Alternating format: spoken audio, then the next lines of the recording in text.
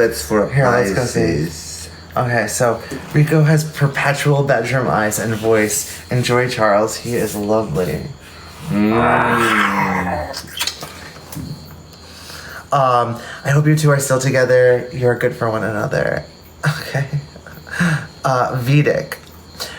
Jen, Scorpio. Charles is a Capricorn. Nope. Rico is a Scorpio. No. Charles, are you a Pisces? No. Leo, Rico, I see why they say that. C is a Sagittarius. That is absolutely right. I believe you, Charles. Thank you. Thank you so much. Rocks and redness. He's a Sag. Yes, I am. Charles is a Taurus, Capricorn, or a Scorpio. None of those. Actually, do I have any of these? I have Capricorn in my chart. Although, if you look at the different chart, there's the, like, right now progressive, and then there's the ascensional. Yeah. Holly Joe. Hi, Holly. Charles is a Sagittarius. Yes, I am. Charles Gemini. No. Rico's a Scorpio. I know why everyone thinks you're a Scorpio. Yeah. It's because of the special energy that you ooze. But well, yes, for those who knows about astrology, you may like my chart. So I have Pluto in the 8th house in Scorpio. Scorpio. Lucky me. But Rico is a... Have a good night. Can I tell them your sign? Later, let's see if the next 3 minutes you see the correct question, the answer, you can see it. Bye. Bye. I'm gonna jump off too in a second. I have watched you for a long time silently. Ooh, I love a lurker saying hi. Let me go find that. I watched you for a long time silently, and it broke my heart to see what people did to you. Thank you, Earl Girl. I remember you, the crab. You weren't, I don't think you were always silent. I think you were sometimes in our lives. Avia Lobos, the crab, not the crab. Aries. That's pretty close, Katie Pie. My ex-husband, S.A. Okay, send me a DM. Fuck the world, let's get high. I hope Rico is a Gemini. He isn't. Charles is a Virgo. No. Who said that? That's so rude of me. Luann, Libra. I don't know who you're guessing Libra for. Charles, just scrolled through your Instagram. I'm so happy you found happiness. You look amazing. Thank you, Fran. The way he said Pluto in the 8th house, the way he said it makes me think of something dirty. I am.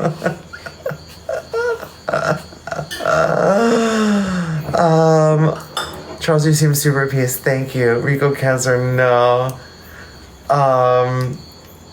You, Charles, Libra. I have a Libra moon and a Libra rising, so a lot of people do think I have Libra energy. I'm a Virgo. Cool. All right, you guys, this was fun. Do me a favor, 73 of you here. Go duet my video. That would be the best thing to do, the newest one.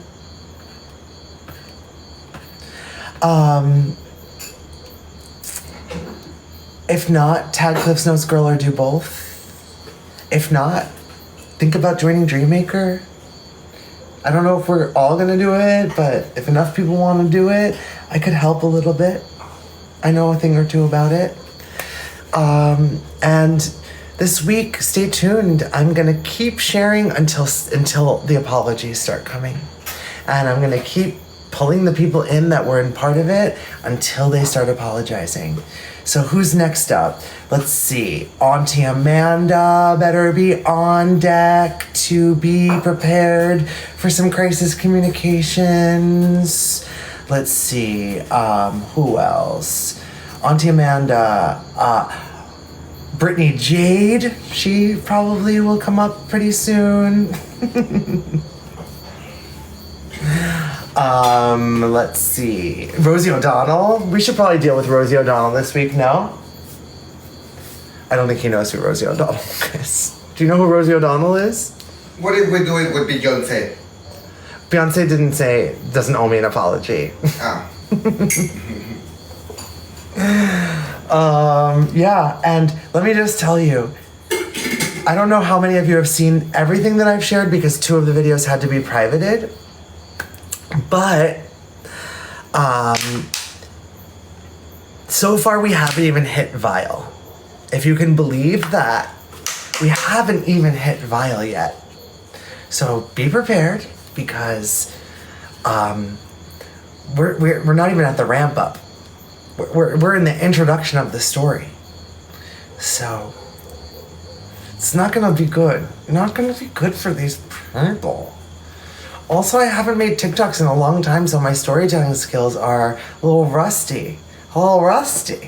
My direct-to-camera, like, little rusty skill. So, and I'm starting to feel not so rusty. Not so rusty at all. So I assume somebody, if people from their teams are not watching my lives, I would be surprised. So just put all your people on notice that their time is coming. I'm letting some people shake in their boots. They won't see it coming. I do remember you, Dr. D. Hello, welcome back. I'm so proud of you. Keep that beautiful smile on your face. I will. Jen, for my video. Wait, is that you, Jen? Let me just look at this really quickly. That RN Jen. Jen, that's you. I showed Rico. Rico, will you just come here one more time? Mm-hmm. I want to say something.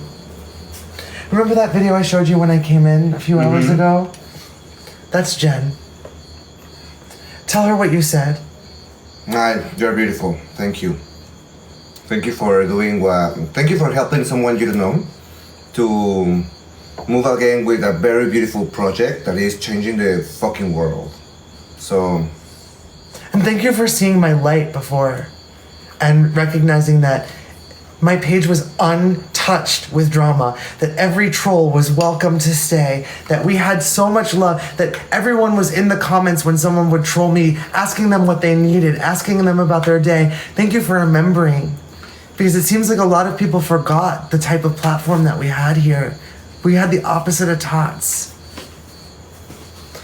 Dr. D, I'm so sorry that you endured much distress. The truth is abundantly clear. I'm so thankful you are still here, Charles. You have so much left to give this world. Thank you.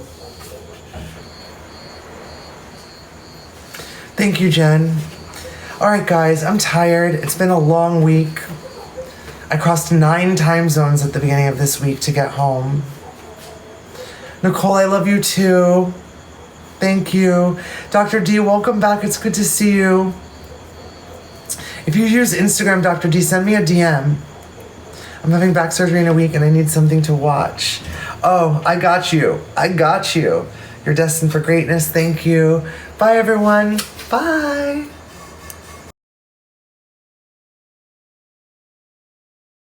We're going to move on now to a man who's spreading. Anybody watching these videos, I'd suggest going to watch my pronouns are they, them, TikTok from 6/22 and then coming back to watch the series. The series is me releasing the receipts of everything Ophelia Nichols, Face Candy Jenna, Lindsay Taylor, Jason Hernandez, and the list goes on, did to me to destroy my life. In real life, not on this app. I didn't know what video you were referring to, and so I went back and I grabbed it for all of you. This is what happened to us. This is what Ophelia Nichols and all of her cronies are really like. Y'all have all heard me talk about the big social media attack from all the giant influencers. I've realized that what I haven't shared so much of is what it was like to experience that. On the first day, I woke up to a message that described an extremely violent sexual assault against my partner. It also included our home address.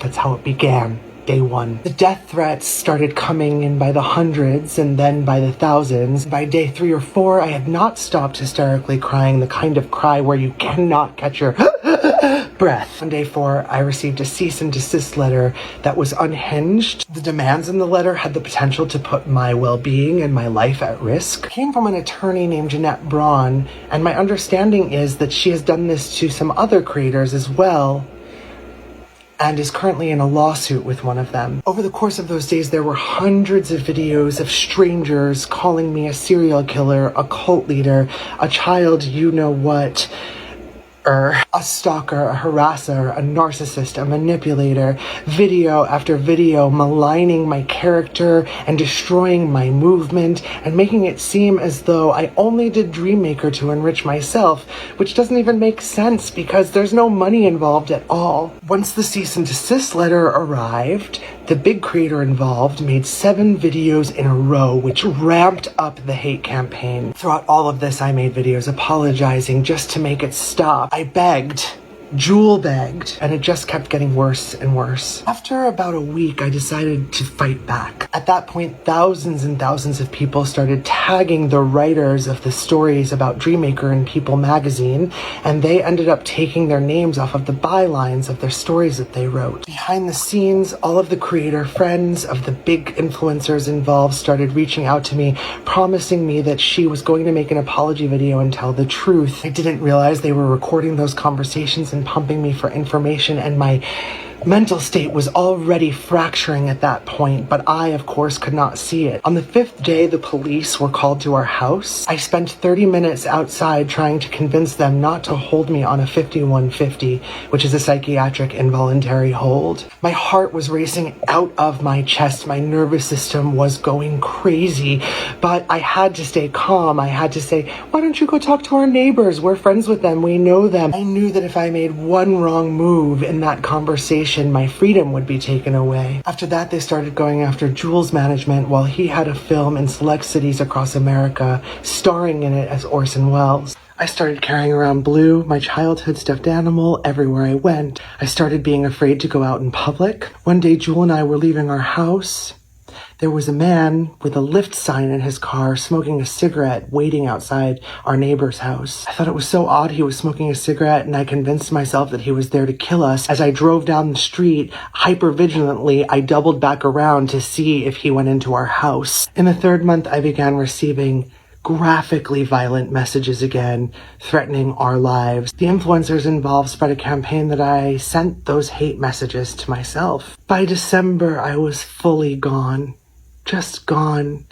Every ounce of joy, awe, beauty, magic, believing, hope that I have seen in this world was gone. At that point, I started isolating in the closet in the master bedroom, and Jewel would just bring me food in there. Just me and Blue hanging out in the master bedroom all day, every day. On January 17th, I made the announcement that I would be leaving TikTok for good. On that very same day, they launched a full-scale attack against me. Every phone call they had recorded, any video I had made cut up into tiny little second sound bites that were out of context and only made sense if they shared a narrative around it. I even published a blog and drove traffic to it to kill all of my Google results around Dreammaker. Everything I had worked for was gone. And then on January 18th, without any warning, Jewel walked out the door. Right before I left for India, there was an incident in a Rite Aid. I won't get into the details of it, but I would describe it as an attack. I left the country terrified. I was in India for 2 months, I was in Thailand for 2 months, and then I moved to Paris. On my 4th day in Paris, a man walked up to me on the street, very handsome. He was from Michigan. He said, "Hi, you have a beautiful smile." I said, "Thank you." He asked me if I wanted to have lunch with him. I agreed, and we went to lunch. Over lunch, he was pumping me for information about why I was traveling, and I kept answering vaguely, and he kept pushing and pushing. And then he asked me why one specific person, and he said her name, hates me so much. When he said her name, the hair on my neck stood up. I shot up from the table and I ran. He came running after me, which scared me even more. And he was just shouting, "I'm sorry, I should have told you that I knew who you were. I don't mean you any harm." And I just ran. And I ran all the way home. Just as I was about to leave Paris on September 1st, this mafia of influencers launched yet another attack, and this one was the biggest one yet. The main creator involved posted a 10-minute video describing me as if I were Jeffrey Dahmer. This person has 15 million followers. The fallout of that was insane and almost cost me my life. A friend I had met in Paris earlier that summer, AV, flew to Paris because she was sure I was going to do something that would be irrevocable. The number of death threats I received over the course of the last year, and the most heinous ones came in September of this year. I hope no one ever has to go through anything like that. After the experience of the last year, I didn't know if I would ever be brave again. I guess I couldn't see that taking all your money and flying to a foreign country with no plan to return in and of itself is brave, mainly because I was so afraid to be in the United States. One of the big lessons I have learned this year is that bravery and abundance are the same frequency. The act of being brave, what it does to your physical system, actually ushers abundance in for you. So you take the brave step, that's the trust first, and the abundance comes, that's the proof later. Trust before proof. You have to do one brave thing every day as a part of your abundance and manifestation journey. One of the unexpected outcomes of this entire situation is how unafraid it has made me to be myself, to share more parts of me and not worry about who's going to judge it. Maybe by letting people see the rebuilding, the journey, the scary parts, the good parts, the crying parts, maybe I can inspire a couple of people to go do that brave thing they're waiting to do. This last year, I've had to face more fears than in any other time in my life. What I'm about to do encompasses them all.